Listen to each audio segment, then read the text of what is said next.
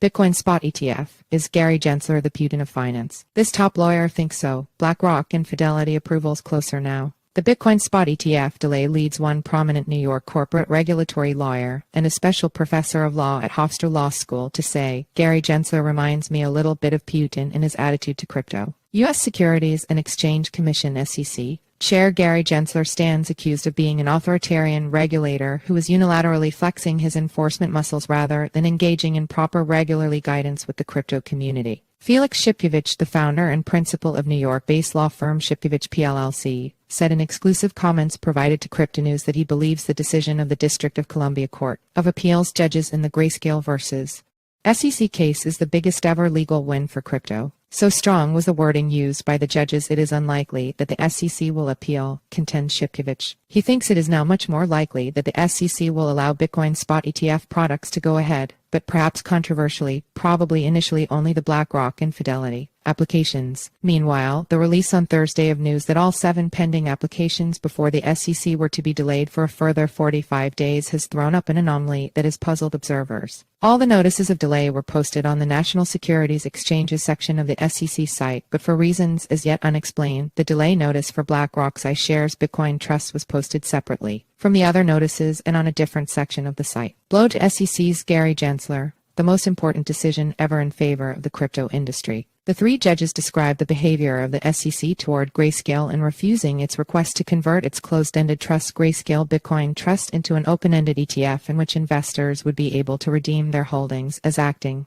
arbitrarily and capriciously. This case is a significant blow to the SEC and to Gary Gensler. This, I can tell you, in my professional opinion, arguably is the most important decision in favor of the crypto industry. Arbitrary and capricious, these are, in my opinion, very strong words. Appellate courts don't typically use words like that. To be candid with you, I would be surprised if the SEC appealed this decision. The way this decision was written, the appeals would be done as a matter of law. And the petitioner here, Grayscale, said, look, as a matter of law, there's a process that is to be equitable across the different applicants regardless of the products. And if you deny it, you have to provide a reason. And the reason that was provided here in denial on the application doesn't make any sense because, as a matter of law, this very same product was accepted for the CME futures. The SEC has accepted 2 Bitcoin futures funds, so what's different here? I don't see on what grounds the SEC can appeal. In fact, such is Gensler's temperament and his modus operandi, as shown from his time as chair of the CFTC, which means the BlackRock Spot Bitcoin ETF could be a shoo-in. If a recent client note from JP Morgan is anything to go by, an approval of a Bitcoin Spot ETF is all but inevitable.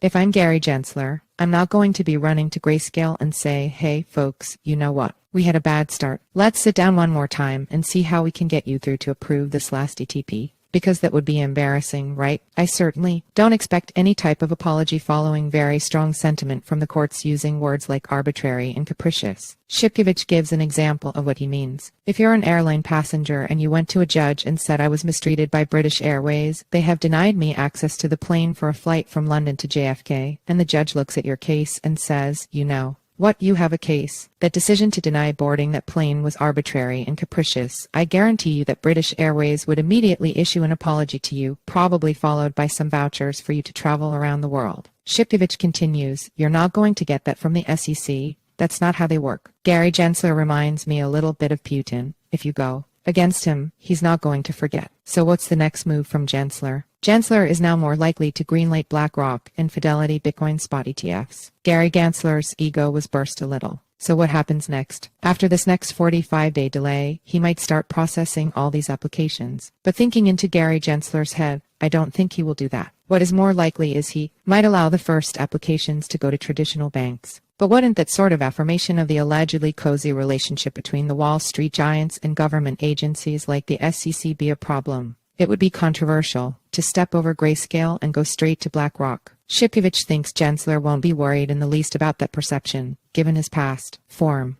In his role as the CFTC chair, he has already destroyed many small and mid-sized financial institutions with some of the post-Dodd-Frank CFTC laws and regulations which were unreasonably tailored in favor of large companies. Dodd-Frank framework of legislation enacted in 2010 to toughen bank regulation and consumer protections, in my opinion, destroyed tens of thousands of small mid-sized financial institutions like banks and credit unions that had nothing to do with the 2008 financial crisis. And in the process, he made the biggest banks even bigger, while smaller and mid-sized banks could not comply with the unreasonably onerous compliance requirements that were easier to meet for the large banks. He is the person that I believe was primarily responsible for making Goldman Sachs and the other big banks even bigger. All the big banks had sufficient capital post the great financial crisis, but they got a lot of money from the government anyway. The result was their overall market share increased. They were rewarded. But if you look at smaller banks and credit unions, which we have in the US, they got crushed. Small banks and credit unions got smaller because they just could not comply with ridiculously onerous and unreasonable regulatory and compliance requirements. Then he went over to the second. And if you look at his primary objective at the SEC, it is almost to replicate that type of attitude, this time against the crypto market. Still, Shipkevich is supportive of the much-needed crypto regulation because he thinks crypto is a purely speculative asset that attracts crooks. But mind you, I agree regulation is needed, and I understand why. Because there's a lot of fraud and there's a lot of bullshit. But Grayscale, I believe, owns 4% of all outstanding Bitcoin worth billions of dollars. It's a well-capitalized company that has been in existence for a number of years. Okay, maybe they're not in existence for a century, but they've been